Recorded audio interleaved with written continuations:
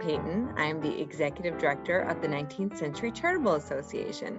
Welcome to today's virtual program, Miniature Masterpieces with Sara Su Jones and WFMT's Dennis Moore. We're so happy to have you. And as you trickle in, I just am going to give you a couple of bits of information. You are in for a treat today with some live music from Sara Su and Dennis. And after they speak with, that was a sneak peek for you all. After they speak with Diane Moses, I'm going to come back on and take any questions you have via chat or using the Q&A function. And what I'm going to do is I will unmute you so you can ask your question directly to Sara Su and Dennis. So when we get to that point, just be ready to talk when I unmute you. Well, I guess we're just going to bring Diane over. Diane, I'm going to pop you up. Hi. Hi, do you see me? I do. I'm going to go ahead and get rid of myself and let you talk. Okay. Hello, everybody. Yes, do check the website for information about the next 2 Mondays, please. And today I'm delighted to introduce our artist. Hailed as a violinist of enviable gifts by the Chicago Sun-Times music critic, Sara Su Jones is an award-winning violinist who has performed as a soloist throughout North America, Europe, and Asia. Sara Su appears regularly in her native Chicago in such venues as Preston Bradley Hall, Fourth Presbyterian Church, and Pianoforte. She has been heard as a soloist on Live from WFMT, WBEZ, and BBC Radio. Sara Su served for 3 years as assistant concertmaster of the Symphony Orchestra of Harvard. WFMT's weekday morning host and pianist, Dennis Moore, is an experienced radio host, music programmer, and producer of classical, jazz, and world music programs. He joined 98.7 WFMT in 1990 and was the station's program director from 1997 to 2004. On the concert stage, he has collaborated with his partner, violinist Sara Su Jones, in Portugal, England, and Iceland, and throughout the United States, including at Harvard and Pepperdine universities. Audiences at the 19th Century have heard and enjoyed 2 other presentations by Sara Su and Dennis. Welcome back. Let's give them a very warm virtual welcome. We are delighted to be with all of you today. Dennis deserves, I think, some kind of hardship pay for his work with me this afternoon because he was up, as usual, at 3:45 this morning to go to WFMT and do his morning shift there from 6 to 10. Came right back, and now he's in... But I'm ready to go. He's moonlighting as my pianist for his second job of the day. So thank you, Dennis, so much for agreeing to collaborate My with pleasure. me this afternoon. And it is such a pleasure for us to be with all of the members of the 19th Century Club who are joining us today, and with assorted others as well. We have very much enjoyed our presentations and recitals that we've given at the 19th Century before, and while it's too bad we can't all be in person at that lovely venue this afternoon, this is the next best thing. And what I love about Zoom recitals is that, limitations notwithstanding, we are still in a shared moment together, and there's room for spontaneity, and there's just the sense that we're all together enjoying the music together. And so that's what I'm so excited about for today. We're going to start off our program with the Prelude and Allegro by Fritz Chrysler, the great Austrian-American violinist and composer. He derived inspiration from a Baroque composer named Pugnani when he composed this lovely piece. And I should let you know that as we go through our program this afternoon, my friend and colleague Thaïs will be providing for you in the chat box the names of the composers and titles of the pieces that we're performing. So if you'd like to see the composers and titles, just click on the chat box to refer to what's being played right now.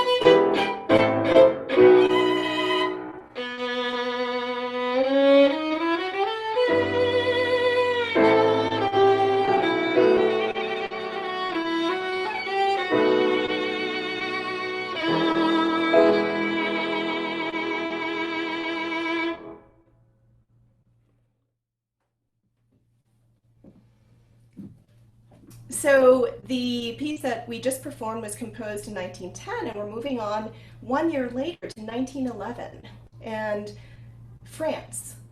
And the young composing prodigy Lili Boulanger, the younger sister of the nowadays better known than Lili, Nadia Boulanger. Lili Boulanger died tragically early due to illness, but during her short life, her output was quite remarkable and unique. The Nocturne, composed in 1911, is a great example of her innovative harmonies and the uniqueness of her approach.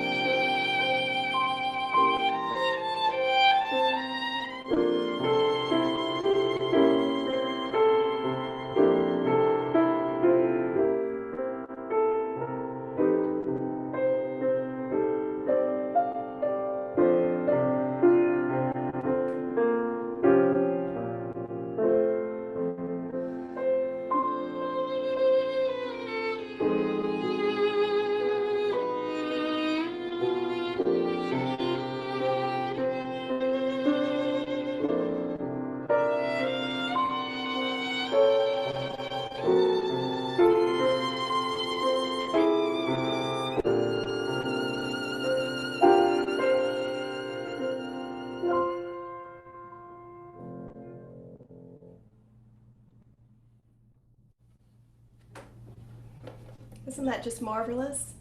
Nocturne. We can certainly feel the twilight and the dusk in that wonderful short work by the Frenchwoman Lili Boulanger.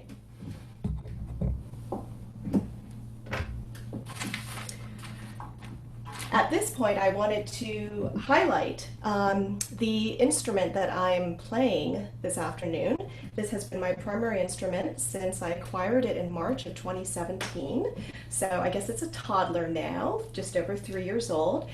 This was created for me by the wonderful Icelandic luthier Hans Johansson. It's a smaller than regular full size, with proportions closely resembling those of the violin that I played before this one, which was the one I inherited from my late teacher, Mark Zinger, and played from age 11 onward. Aaron is going to be able to share with you a short video that Hans Johansson prepared to give a little background on this instrument. Aaron. Hello, my name is Hans Johansson. I'm a violin maker. I've been making violins, violas, cellos, and double basses since around about 1980. Now, around about July 2013, I was contacted by Sara Su Jones, and she asked whether she could borrow a violin because she was doing a performance in an Esperanto conference here in town. Eventually, I managed to make that happen. I did have a fairly recently made instrument that I could lend her for the occasion. And then as time went by and she tried other instruments of mine, she eventually warmed to the idea of actually commissioning an instrument. Now, her teacher at the time, Mr. Mark Zinger, is very demanding in terms of tone and performance of the instrument that Sara Su played on. And I must say, he was very skeptical about whether or not her old instrument could be equaled by a newly made instrument. So my challenge was to create a copy, in fact, of the scale of the old violin that Sara Su used to play on, without sacrificing any of the tonal depth or tone colors. Now, I managed to do that by selectively thinning the plates of the violin in certain places, making the F-holes a little bit smaller, and in that way I managed to get the main resonances of the instrument to go down more into the region of a larger instrument. But I must say that some of the finest instruments made by Guarneri del Gesù in the 18th century, some of them are rather small, but they still have this very deep and very sonorous tonality. But the proof of the pudding is in eating, so I hope you enjoy this performance. of Sara Su Jones and Dennis Moore. And best wishes from Iceland. The next piece is one that's quickly become a favorite of mine and of Dennis's, and it was composed by the noted American composer Gwyneth Walker in 1992. It's called Fantasy Etudes. It's a set of 5 short pieces in contrasting styles and moods, fast, slow, fast, slow, fast. We were very honored, Dennis and I, to have Gwyneth Walker in attendance at our most recent recital. It was pretty amazing to be able to play this with the composer in attendance, and I'm happy to report that she liked our rendition of it. It's just a marvelously fun piece. It's relatively simple, but it shows how enjoyable and compelling and poignant music can be, even on that level. So countdown, lyric, rough rhythms, romance, and the last one, Strolling on Frederick Street, which was inspired by the time that Gwyneth Walker spent living in the Haight-Ashbury neighborhood in San Francisco not long before she composed this. I think you'll recognize the swing and feel of the 5th of the 5 Fantasy Etudes.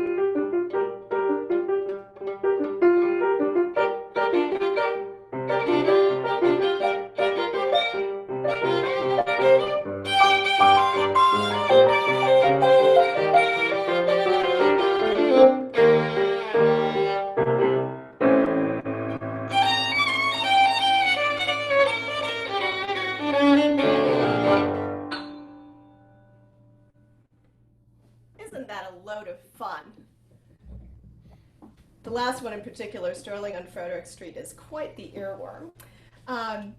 When Gwyneth Walker was on our last Zoom recital, she asked me how I had discovered this piece of hers. I was curious. And I told her I had decided about a year ago that I wanted to make a special effort to find really wonderful music by women composers. So naturally, Googling led me to this. And she made a really interesting comment that I want to share with all of you, which is that she said, well, if you like this concept of women composers, she said, that's all fine. But she said, I'm not really into all of that. And I totally get it, because if you're a woman composer, or if you're a woman doctor, or a woman journalist, or whatever it is, I can see how you wouldn't want to be known as the woman blank, right? You just want to be known as a really wonderful composer, which Gwyneth Walker is. And we are so glad that she composed this delightful piece, and it's not often heard, not often played, and we're just really happy to be bringing it to the attention of audiences as much as possible. I want to say a quick word before we move on to the next piece, which is The Deserted Garden by Chicagoan Florence Price. I want to say a quick word about the bow that I'm playing this afternoon. Many people don't realize, many people who are not string players, do not realize that the bow is at least as important as the violin. It has to match the particular violin. There's a sense of kind of alchemy. It's kind of a triangle among the player, how you play, how you handle the bow, how you approach what you do, the player, the bow, the violin. Those three together combine to produce what the audience hears, and I should probably also add the room that you're in contributes to that as well. And I was delighted to meet and become friends with the wonderful American bow maker Matthew Wheeling, who is based in Northfield, Minnesota. And this is a bow that he made for me this year, actually March, early March. He shipped it to me.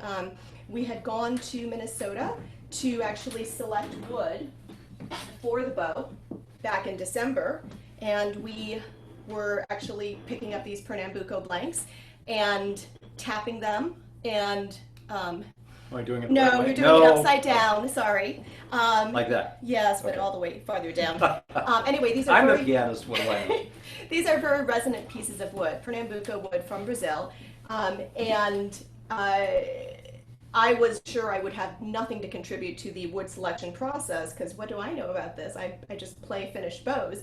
And Matt thought there was going to be value, and amazingly, the stick that I thought had the most promise in terms of the way it vibrated, the frequency of the vibration, the sizzle, the sense of sizzle I got from the stick when I tapped it, it aligned with Matt's sense of which stick was going to make the best bow to complement this particular instrument. So just before our world kind of shut down in March, I received this wonderful bow, and I've been playing it ever since.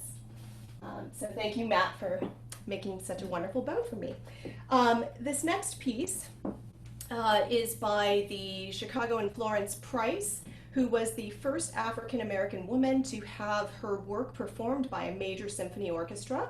Her symphony, first symphony was premiered, I believe, by In the early 1930s by Frederick Stock and the Chicago Symphony Orchestra. Mm-hmm. And she was originally from Arkansas. She was a musical prodigy who was educated at New England Conservatory, among other fine institutions, and she was talented as an organist and pianist and composer, and she was a teacher, and she's only recently been sort of rediscovered. And we're going to share a short undated work by her called The Deserted Garden, which, like most of her compositions, weaves together Western musical traditions with the sense of the African-American spiritual and other idioms.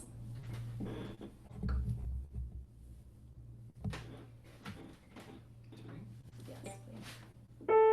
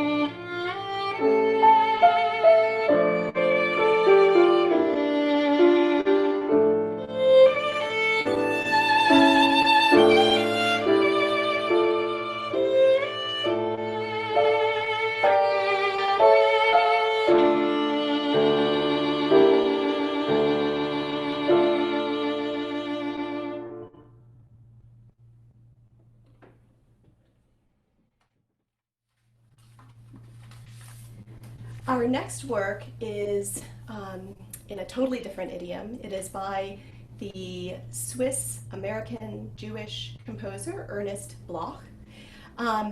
He wrote a suite in 1923 of three short pieces called the Baal Shem Suite, Three Pictures of Hasidic Life. And the most often performed of these three movements, three pieces, is the middle one called Nigun, or improvisation.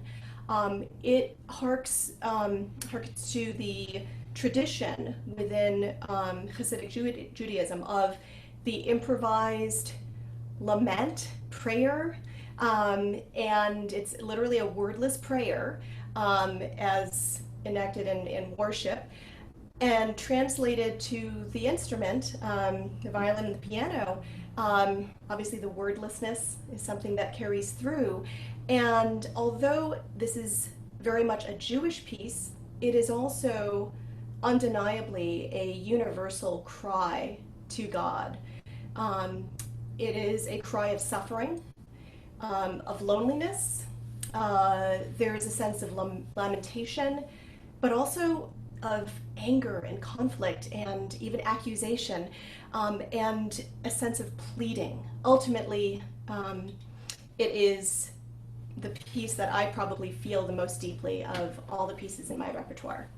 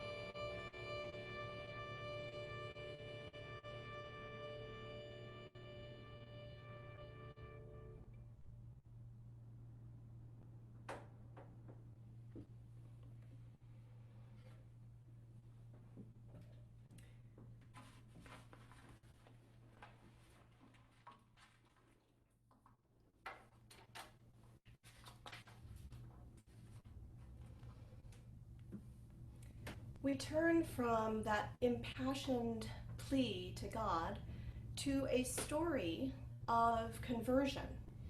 This from the opera Thaïs by the French composer Jules Massenet. There's a very unusual instrumental interlude in the second act of the opera where the curtains close and the spotlight is shifted to focus on the concertmaster of the opera orchestra in the pit. Normally this would be just music to cover a scene change, but this obviously, as you're going to hear, this familiar melody is much more, giving the concertmaster this wonderful solo, but also connecting in with the opera. The opera is about the courtesan Thaïs and her transformation from a focus on earthly love to becoming a woman of God and finding a new devotion and spirituality. The meditation is marked Andante Religioso.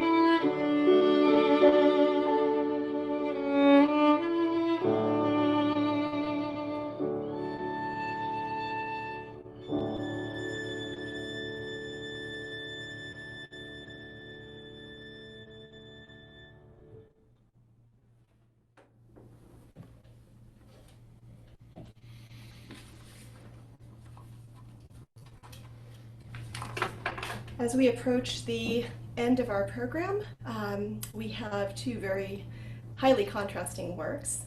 The first is from the film Modern Times by Charlie Chaplin. And Dennis, do you want to say a few words about Charlie Chaplin? Well, this is ample evidence of the amazing talent beyond acting, producing, and directing that Charlie Chaplin possessed. He was also a magnificent composer, wrote music for most of his films. This music plays at the very end of Modern Times with the little tramp and the heroine of the movie walking off into the sunset. No words in the original, they were added much later. Klaus Ogerman, who's not a name associated with classical music, he's associated with such names as Frank Sinatra, Barbra Streisand, Antonio Carlos Jobim. He's worked with some of the greatest in the business. He's a magnificent arranger, and he is responsible for the arrangement of this for violin and piano. Many classical artists have picked this piece up.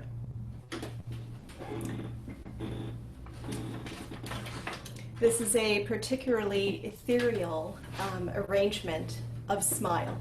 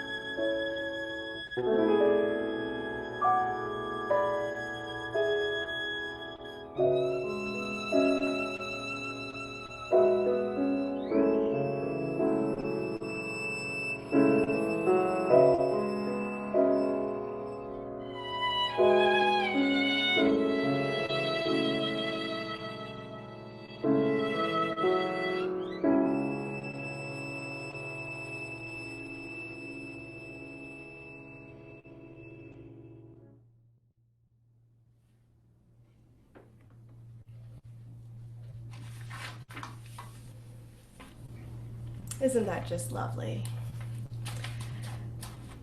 I feel like it's such a wonderful instrumental depiction of the words to Smile, which were actually added many years after the film. At the time of the film, this work didn't even have the title Smile, it was just the theme. We will end with a short, fast, thrilling ride called Horace Staccato by the Romanian composer Nigun. This piece was arranged by the great violinist Jascha Heifetz.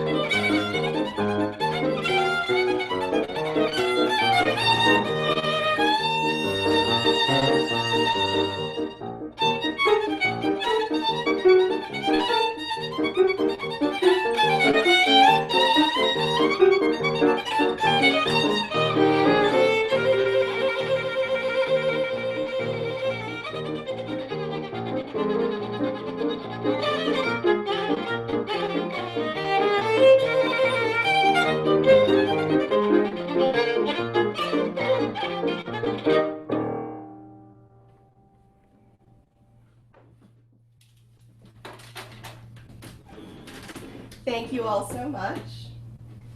It's great to play for you today. Let me put my violin down.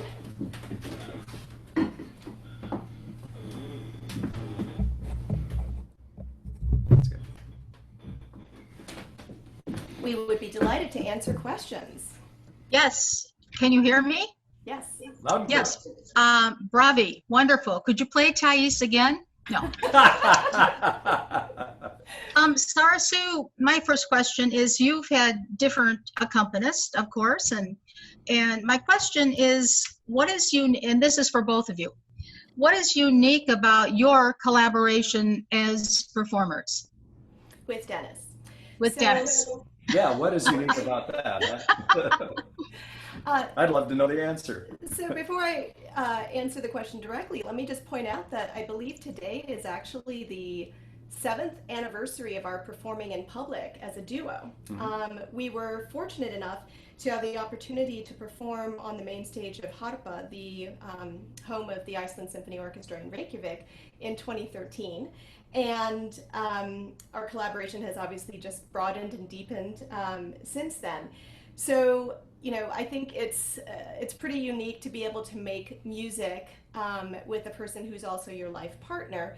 And we definitely are very much on the same wavelength when it comes to many subtle moments in what we're doing. I mean, I can kind of feel where he's at and he can feel where I'm at, and he anticipates things. I have to say that, well, Dennis will probably say this for himself, but he never in a million years envisioned himself, if you could turn back time to 8 years ago, 10 years ago, 15 years ago, he never envisioned himself making a lot of music really seriously with a collaborator.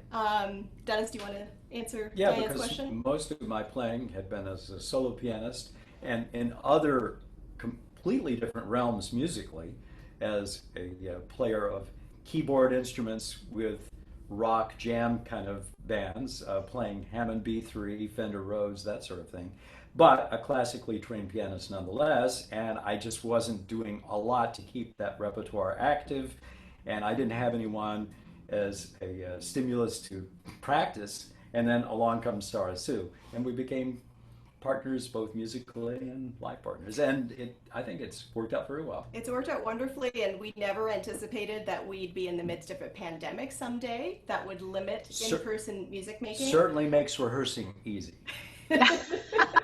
So Great. we're very grateful to have each other at this particular time, especially. Great, thank you. So my next question is, and Sara Su, you might have answered this when you talked about the block today, but if each of you answer, if you had to choose a favorite selection of everything you've done, what would it be? Everything we've done ever, or everything on this program? No, not on this program. Everything you've done together ever. That's Well, maybe not together. Something, not this program, but something favorite that you've ever done. Yeah, every piece is obviously so different, and I think just as people have different tastes in clothes and cars and types of homes they live in and all of that, every musician will find that he or she there are certain pieces that really speak to that musician. And as I mentioned earlier, the Bloch Nigun for me is the one that penetrates most deeply into the core of my heart, my feelings of who I am. But of course, one can't just sit around playing Bloch Nigun all day. There's also so much, richness and wonderful beauty in other pieces. So, like you, Diane, I love the meditation from Thaïs. I never get tired of playing it. I'm very glad you don't seem to get tired of hearing it. So that's another one of the pieces. And there might be other violinists out there who really have no interest in Nigun, and for whom Thaïs is just, oh, that's very sweet, but kind of not my speed. So everyone's really different that way. So I'll just limit it to Nigun, and I'll just mention Thaïs as well. Dennis, Okay. Dennis? Oh, that's so difficult. do you want to pick something on this Good. program? Well, I think that might be a little easier. Nigun has been, for a long time, one of the favorites in our repertoire. I think I know what his favorite on this program is, so I'm going to go out on a limb, and we'll see if he corrects me. This is going to be one of those tests of whether we know each other well enough. Yeah, I think Charlie Chaplin. yeah, the Klaus Ogerman Yes. arrangement. I just think it's brilliant. I think, was it Anna Sophie Mutter? She's recorded it. No? Anna Kiko Myers. Anna Kiko Myers has recorded it. Yeah, I've heard both actually. Oh, okay. Yeah, and it just suddenly dawned on me, oh my goodness, we should be playing this piece. Yeah. I was playing it at FMT one day. Yeah, it's a short piece, right? It's only 2 or 3 minutes long, but the amount of practice time that Dennis has invested in the Charlie Chaplin piece is, just enormous, because he feels so keenly what, his concept of what it should sound like, and he. Well, you're entering into an interesting sound world with that, Yeah. just as you would with the French Impressionists and many other composers. I think he really casts a spell with his arrangement. Yeah, and I would say in general, the shorter the piece that you're playing, the more every detail matters. Think of the Thorne miniature rooms on the lower Right. level of the Art Institute of Chicago, right? Every detail is so important. Okay, and this is my last question for each of you. What has been your favorite place to perform?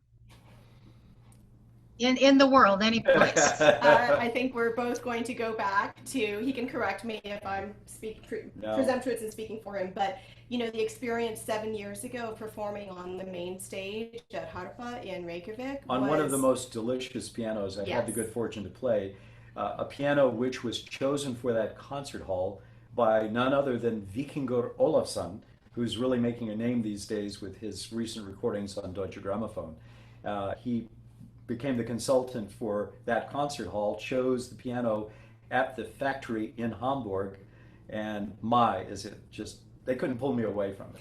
which was a first. The idea of Dennis practicing, I'll just say it didn't come so easily, as the idea of partnership didn't necessarily come so easily. I'm not sure he was raring to go with that. He sat down at this piano, and for the first time I'd ever seen, I literally, 4 hours went by and I kept on saying, it's time for dinner, it's time for dinner.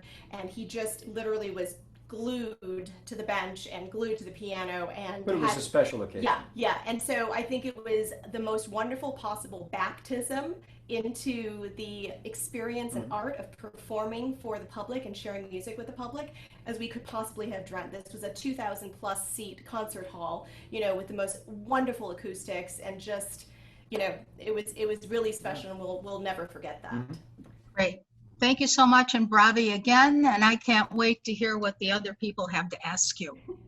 Keep it up. Thank you, Diane. All right. Hi, everybody. Well, first of all, I want to apologize. The video apparently was only via audio. So at the end of this, if you guys would like me to play the video again, I've been working on a better way of showing it. So maybe we'll just play it at the very end of this, and anyone who wants to stay and watch it can, because it's a sweet video, and I know everyone is dying to know, what does this guy look like?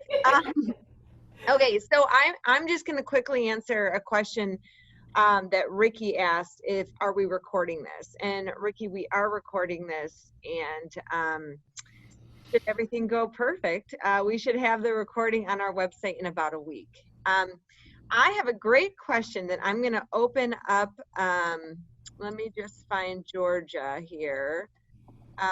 Georgia Parcham. Hold on one second. All right, Georgia, you can speak if you want to ask your question. Georgia Parcham? Can you hear me now? Yeah, go for Yes. it. Okay. It was so beautiful, and watching you play with the bow and the instrument, which, relatively speaking, they're both somewhat new for you in terms of your whole long career. And with the bow in particular, it was so amazing. I felt like you had a menage a trois. And I don't know, I don't know how you choose to divorce your bow and commission something that you can't even play and try. It's so brave. How did you do that? Well, it was quite an adventure, and I would say, as with the process of commissioning the violin from Hans, I thought about the idea of having the bow made for me, just as I thought about having the violin made for me, over a period of months. This was not a snap decision made late at night, in a bar somewhere. This was kind of going back and forth and really thinking about what my needs were. And I had every bow that you acquire, and I think violinists, string players in general, I think, we almost always own more than one bow. We might use different bows for different pieces. We also might find that different bows in our collection work better for us at different points in our time, in terms of our development of our technique. And for instance, I've been continuing my lessons the last couple of years with the wonderful Gerardo Ribeiro at Northwestern, and my bow grip has actually totally changed over that period of time, which meant that the right bow for me, the bow that feels most comfortable, is maybe a different kind of bow. And I've also further refined, through my ongoing lessons, my sense of what kind of sound I want and how I want to be able to produce the sound. So all of that, factors in. So I have a wonderful old French bow that's just incredible. And I should point out to Georgia and the rest of our audience that there were many suitors in the pursuit of this old French bow. Yeah. And I was on the receiving end of listening and evaluating, because it's kind of hard when you have the instrument right up next to you to get a complete and clear idea of what you're hearing. Right. So she literally auditioned, I think it's hundreds of bows. Oh, yes.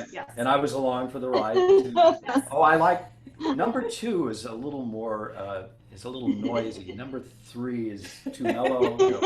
I would try them in sets of I try to come up with 3. new adjectives to describe those. And so I'm a very patient, long-suffering partner here, but I really needed his ears. And so the old French bow is wonderful. It's still in my collection. I continue to play it when I feel it's the right bow for what I need.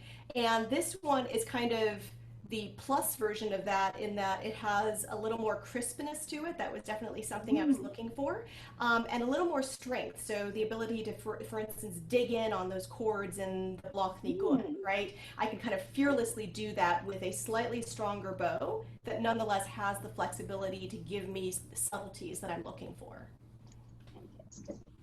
All right, Georgia, really good question.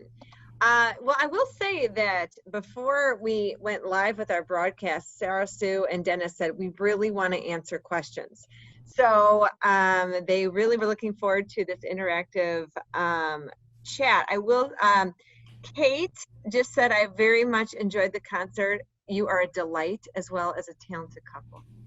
Thank you. Thank you. So that's from Kate. And then I got another one from John Duncan that just says, thank you so much. And then Duana says, can I clap for them? Duana, as always, they know you're clapping. It is a silent clap, but they know it's there. So does anyone else have any other questions? Because they really do.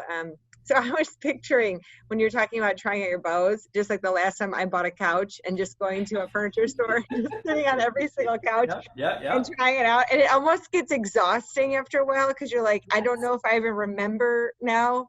Yeah.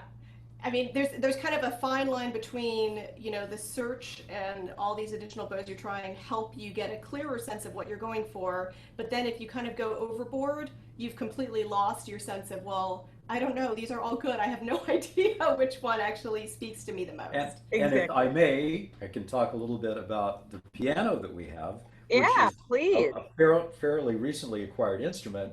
We were going through the process of trying to find the right piano to replace our long in the tooth Kawai, which was about the same size but very hard to tune. And I wanted a Steinway. It didn't have to be a Steinway. I was looking at Yamahas and other pianos as well, but got very discouraged in our hunt for used instruments, especially those that had been thoroughly rebuilt, or so was claimed, here in the Chicago area. It's a matter of timing. What's out there? Well, we didn't find anything that really excited us. We ended up getting into the car and driving all the way to East Lansing, Michigan to try out an instrument that intrigued me, which actually led us to the piano concern in East Lansing, Michigan that does marvelous rebuilding, that was responsible for the instrument we were trying out. And the guy who was showing us the piano says, I shouldn't give you the name of the rebuilder, because in fact, we went there and fell in love with an instrument on the spot that they were just finishing up, which is this piano. It's a 1936 Steinway L that was completely rebuilt by James Reeder Pianos in East Lansing. Yeah, and I have to say, the piano quest, he was very patient with my bow quest. I was trying to be as patient as possible with the piano quest. It wasn't hundreds, by the way. It wasn't more hundreds, like but it was a 60, lot. 70 pianos. Yeah, and I think we had gotten, by the time we drove to Michigan, we were kind of despairing of actually getting to find the right instrument within a short time frame. We thought, well, maybe this is going to be like the next 2 years we're looking, And we got to Jim Reeder, and again, our hopes were high. This is a wonderful rebuilder there, in big showroom. There's a lot of pianos to try. So we tried kind of everything, and nothing really was, there were a couple that were like, oh, this is kind of intriguing, but didn't feel like, oh, this is the one. He gave us a tour of the factory part where they do the rebuilding, they build new soundboards to the piano, they, refinish the case. And we had just finished the factory tour, and there was a piano sitting there, no lid, no fall board, clearly just had been, the rebuild had been completed, and the tuner was sitting at the piano tuning it. The tuner got up, Dennis sat down, played about 3 notes, looked at me, I looked at him, and we just knew it was the one. Oh yeah. So, instantaneous. Yeah, wow. serendipity. Serendipity. I do want to point out one thing, Dennis, if you will step aside. The artwork that you see behind us today, we've got one parked in the window there and this one over here. These are wonderful canvases painted by the very talented visual artist Louis Achenbach, who these two were painted in the studio, Levin Studio at WFMT, when Dennis and I gave a recital there in February of 2019. Louis comes to concerts and paints what he hears. and it's really quite marvelous. So it's this live painting of music, and we're looking forward to, I mean, I think our next live stream show, as it were, is probably going to be a collaboration with Lou, probably in the latter part of August, and we'll do a split screen, live stream where Dennis and I are playing and Lou is painting.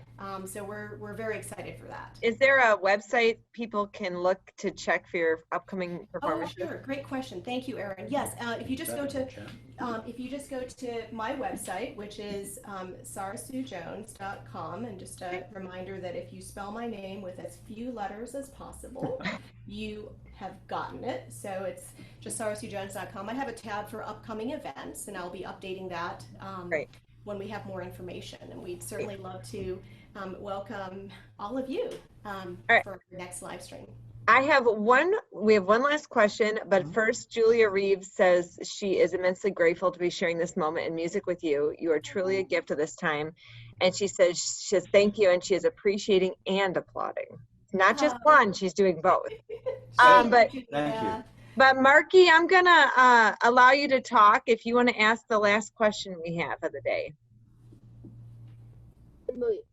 Can you hear me? Sure can. Nice to hear you. Hi. Well, I really enjoyed it, but I need to know, why did you think that piano was so wonderful in Iceland? So maybe Dennis, you can talk about that and why this one is the one. What makes a piano great? Yeah. It's a very subjective area, Marky. I think it's what appeals to you, and it's when you sit down at an instrument and you suddenly get this perception that it instantaneously becomes an extension of you. And what does that mean? Well, I think it's very different from one pianist to another, but it's just like you get the feeling that this instrument can do your bidding in a way that other pianos haven't been able to do. That's what I got. This piano in Iceland was a concert D-sized Hamburg Steinway. 9 foot. Similar to the Hamburg Steinway that you can hear in Orchestra Hall. And I don't think they have a New York Steinway over there. They just have the Hamburg. But some people like the sound of the New York Steinway. We have one at WFMT, which I happen to really like. And this is a New York Steinway from 1936, which is considered one of the golden era of manufacture of pianos. So what is it about the piano? It's just yummy. That's all I can tell you. You heard it here first, folks. It's just yummy. I think what I started to, I'm not a pianist, I have no keyboard skills to speak of, but what I learned when I was accompanying Dennis through the Piano Quest, and what I've noticed as an outsider, which maybe helps explain it to those who, like me, are not pianists themselves, there's something about the touch and the feel of the keys, right? Which is something called action with pianos. Like you could have a stiffer action where you have to press harder to get the keys down, or a lighter action where you don't have to press very hard, but then you can't maybe dig in as much, if it's too light, the action. So kind of like a bow there in terms of that feel. Yeah, there's so many variables involved in the sound quality also. Some pianos, some older pianos in particular, have this kind of honky-tonk sort of a sound, right, from the old soundboard.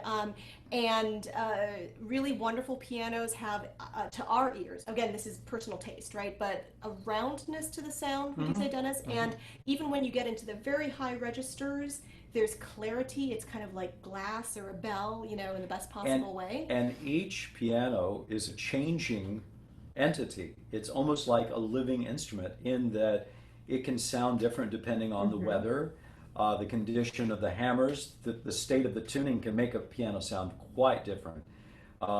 There's this thing called voicing, where you actually reshape each individual hammer to bring about a different sound as you're playing. So, I think it was one of those lucky times when I was in the right place at the right time and played this great instrument and just, can I have this all the time to play? But we found a great one here. Awesome. So much life is serendipity. Definitely. So I'm going to bid you guys goodbye and a thank you so much. Let's all give one more silent applause to Sara Su Jones and Dennis Moore. You guys are truly wonderful, and we're so glad to have you on. Thank you so much.